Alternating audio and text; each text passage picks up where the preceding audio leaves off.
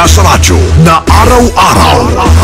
Pinakikinggan sa Luzon, Visayas at Mindanao. KBP Golden Dove Best News Program. Mula sa Head News Center ng pinakamaraming himpilan at #1 na radio network ng bayan, RMN. Ito ang numero 1. RMN News Nationwide. RMN News Nationwide. Kasama ang maasahang broadcaster, Buddy Oberas, at ang KBP Golden Dove Best Newscaster, Weng de la Peña. RMN News Nationwide. RMN News Nationwide. Headlines. Ngayong huling tanghali, RMN News Nationwide. Ang Pilipinas inakusahan ng China na pasimuno ng gulo sa usapin ng territorial claim sa West Philippine Sea. We see the purpose of that behavior as something to attempt to take the Lanai Reef as a reef of Philippines. Mga whistleblower umalma sa posibilidad na maging state witness si Janet Lim Napoles. Full immunity inihirit na. He is a principal. Hindi po siya not most guilty dito. So hindi po dapat mangyari yan. Civil Service Commission naman dumepensa sa panukalang pagsasailalim sa lifestyle check sa mga kawani ng gobyerno. So, hindi naman pwedeng lahat gagawa mo ng lifestyle check. Dapat may mga indicators ka. Commission on Higher Education inatasan ng Malacanang na tiyaking walang pag-aabuso o pag-abuso sa mga ipinatutupad na tuition fee increase. Balitang negosyo, ang DTI Zamboanga del Norte handa na sa Diskwento Caravan. At balitang world, deployment ng underwater vehicle para sa paghahanap sa nawawalang Malaysia Airlines pinag-aaralan na ng Malaysian government. RMN News Nationwide. Buong bansang boses ang pinakamalakang balita. Abot sa bawat Pilipino, saan man sa bansa. RMN News Nationwide. Buenos dias, Pilipinas, tanghali ng Biyernes na ngayon. May 16, 2014, ito pa rin ang numero 1 RMN News Nationwide. Sa pangalan po ni Buddy Oberas, ako si Weng de la Peña. Tayo ay live sa DZRS 1179 RMN Sorsogon, DWAR 103.9 RMN sa Palawan, DXCC 828 RMN Cagayan de Oro, at sa DXRZ 900 RMN Zamboanga. Live international via Ustream, search for RMN Manila, and then sa WRMN New York, USA, at sa lahat ng ating mga numero 1 AM radio stations nationwide. Ang Pilipinas ang provocators at hindi ang China. Yan ang inihayag ni China's Military Chief General Fang Fenghui sa naganap na pagpupulong nito sa Pentagon leader na si US Army General Martin Dempsey sa Amerika kaugnay sa usapin ng territorial claim disputes sa South China Sea. Ayon kay Fang, 15 taon na ang nakakaraan ng ipinangako umano ng Pilipinas sa China na aalis ang BRP Sierra Madre na sumadsad sa Ayungin Shoal, ngunit hanggang ngayon ay hindi ito natatanggal. Sinabi ng opisyal na pinabayaan at sinadya daw ng Pilipinas na manatili ang BRP Sierra Madre sa Ayungin Shoal upang maangkin ang kanilang teritoryo. As we all know, that 15 years ago, the Philippines grounded a military ship on the Lanai Reef, and it made the commitment or promise to China that it would tow away the military ship as soon as possible, but it did not fulfill that commitment, but rather left that ship on the Lanai Reef for 15 years. And now the Philippines are trying to reinforce that ship and make it a permanent facility. And we see the purpose of that behavior as something to attempt to take the Lanai Reef as a reef of Philippines. Sa kabilahon niyan, sinabi ng opisyal na hindi natatakot ang China at naninindigang sa kanila ang nasabing pinag-aagawang teritoryo na mula pa sa umano sa kanilang mga ninuno. Ang Defense Department naman kumbinsidong base militar ang itinatayo ng China sa Mabini Reef. Kasama natin sa Balita Live si Rhea Mamogay. RMN Report. Kumbinsido ang Defense Department na magtatayo ng base militar ang China sa Mabini Reef sa West Philippine Sea. Matapos na mabatid ang ginagawang reclamation activities ng mga ito sa nasabing lugar na nagsimula pa noong buwan ng Pebrero.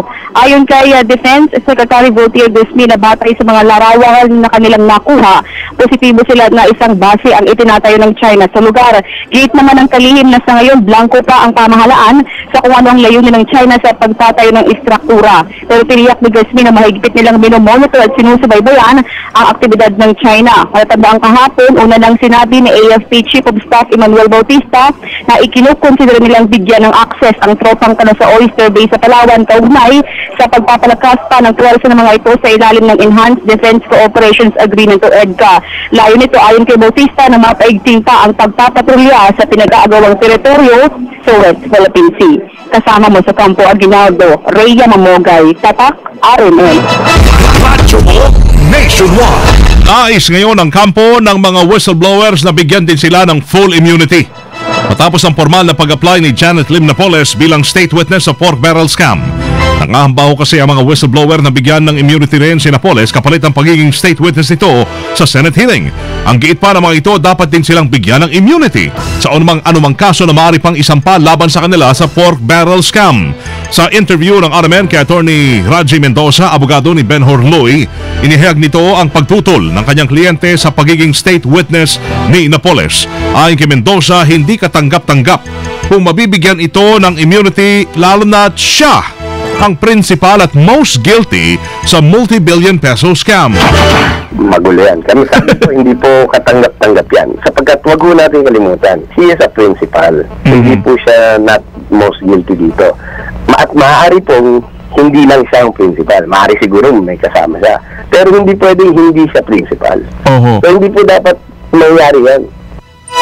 Naniniwala din si Mendoza na kailangan ng affidavit ni Napoles dahil kaya namang tumayo ang kaso nang wala yung pork barrel scam queen. Ang kay Benhur, ito talaga yung record talaga ng mga transaksyon. Blow by blow, actual Transaction for the past 10 years. Yes, sir. Hindi ko alam bakit, well, siguro gusto lang din malaman yung side ni Ginang Napoles. Kailangan tignan natin yung katotohanan. Pero ano naman, medyo pilipit. So siguro dapat hindi talaga i-consider. Makakagulo lang po sa kaso natin. Si Attorney Raji Mendoza ang sa interview ho ng RMN. Napoles nais ding ipasumite sa Kongreso. Kasama natin sa Balita Live, Conde Bata. RMN Report. Hiniling ng isang kongresista na sangkot sa Napoles list na isumite din sa Kamara ang listahan na mula kay Janet Lim Napoles. Ayon kay Cebu Representative Raul Del Mar, nais lang mapa sa kamay ng Kongreso ang Napoles upang magkaroon ng pagkakataon ng mga kongresista na kumprontahin ito. Karapatan din ng mga mababatas anya na malaman ito at may pagtanggol ang kanilang mga sarili. Dagdag din ito, napaka-unfair para sa kanya at sa iba pang kasama sa listahan ang mga dawit sa katiwalian na hindi nila ginawa. Isa kasi si Del Mar sa mga pinangalanan na kongresista na nasa Napoles sa ugnay sa pork barrel scam. Pinabulaanan din ni Del Mar ang pagkakasangkot sa anomalya at sinabing hindi nito kailanman nakilala o nagkaroon ng transaksyon kay Napoles. Umaasa ang mambabatas na hindi dededmahin ng Kamara ang isyong ito na lalo lamang nagpapalito sa isipan ng publiko. Kasama mo mula sa Kamara, Conde Batak, Tatak, RMN. Radyo mo nationwide. Pirmadong listahan naman ni Napoles, wala ding kwenta ayon sa isang senador. Kasama natin sa Balita Live, Grace Mariano. RMN Report. Wala pa rin nakikitang saysay si Blue Ribbon Committee Vice Chairman Senator Sergio Osmeña sa pirmadong listahan ni Janet Lim Napoles ng mga sangkot sa pork barrel scam.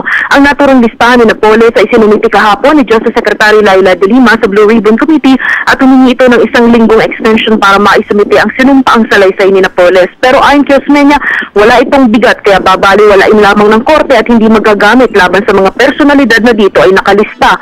Paliwanag ni Osmeña, kailangan itong masuportahan ng dokumentaryo secondary evidence at panumpaan din muna ng personal ni Napoles. Sa ngayon, 2 listahan na ang hawak ng komite. Ang una, walang pirma ni Napoles na nagbula kay Rehabilitation Czar Panfilo Lacson na ibinigay sa kanya ng mister ni Napoles na si Jimmy, at ito ay kapareho din naman ng listahang isinumite ni Justice Secretary Laila de Lima maliban sa ilang handwriting remarks.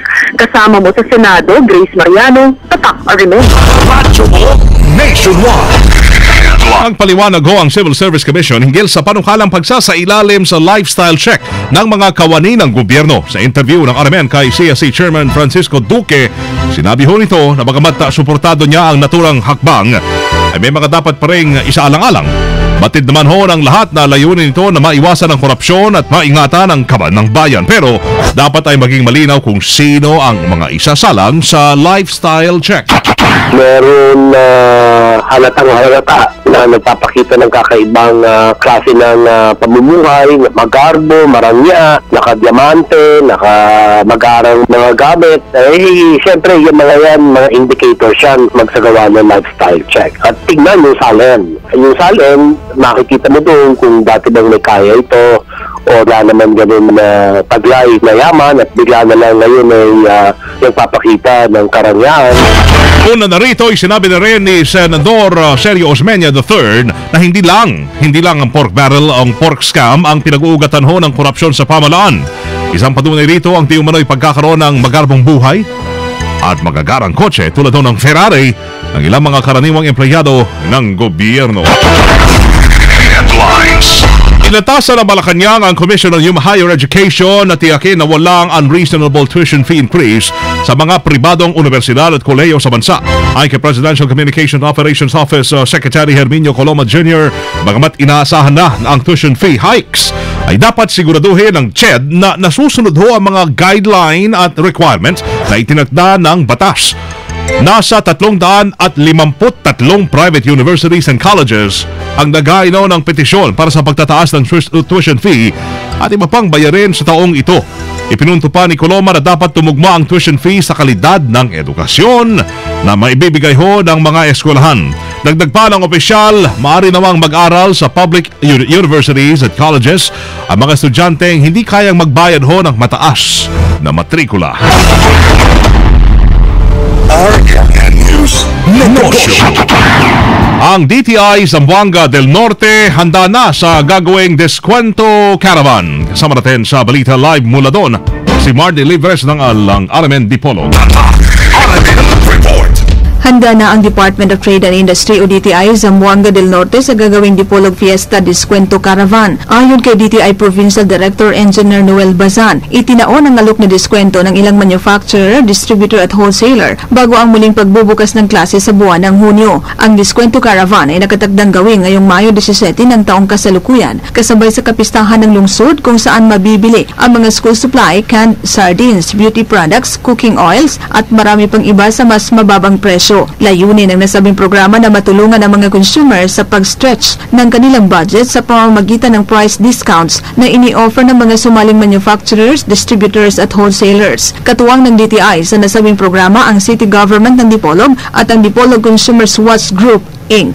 Kasama mo sa DXDR Dipolog, Marty Delugdog Libres, Tatak, RMN. Radyo mo nationwide. Abroad.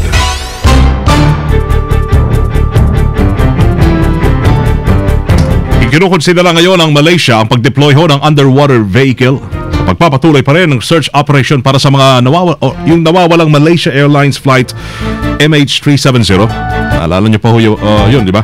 At sinabi ni Malaysian Deputy Defense Minister Abdul Rahim Bakri na magpapahiram ang National Oil Company na Petronas ng dalawang autonomous underwater vehicle para ho tumulong sa paghahanap sa Boeing 777 plane. Pinag-iisipin din ng Petronas ang pagpapahiram ng underwater sonar equipment at remote-operated vehicles. Napakalaban na pansamantalang itinigil ho ang search operation dahil sa nasira ang underwater vehicle ng US Navy na siyang ginagamit ho sa pagsuyod sa ilalim ng Indian Ocean.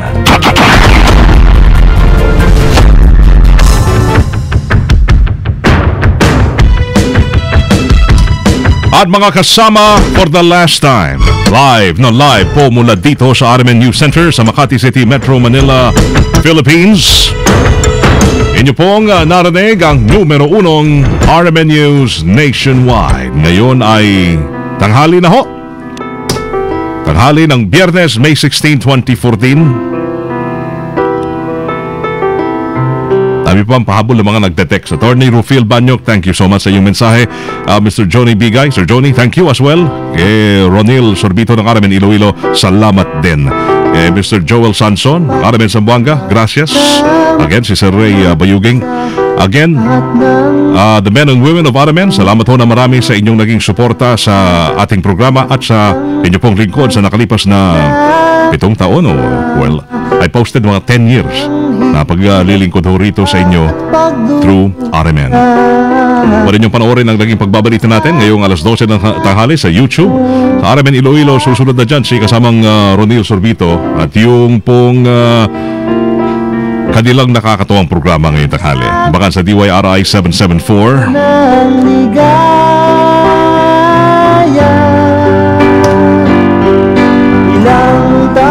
Pwede ba mamaya na yung sa YouTube, pwede mo panoorin ang RMN News Nationwide. I-type nyo lamang ang RMN News Nationwide. Thank you po, Lord, at tayo po ay nagkasama-sama muli. Salamat sa inyo naging panahon sa amin. Nagpo-post ako, nagpipicture dito. Ayan. Thank you.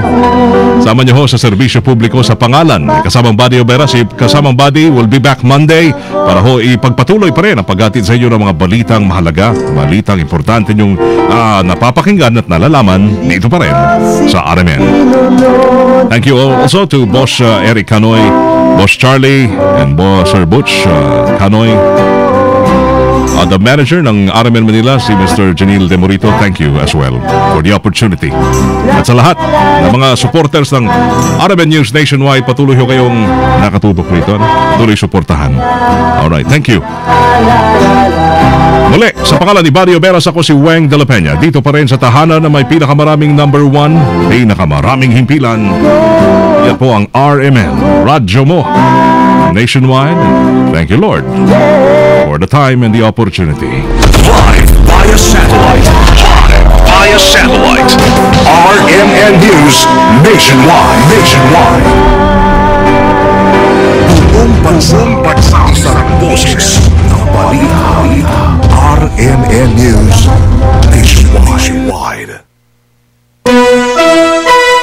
Meron pa tayong 20 minutes more to go. Ang oras natin tatak alas 12:19 ng tanghali. Tatak RMN. PCSO General Manager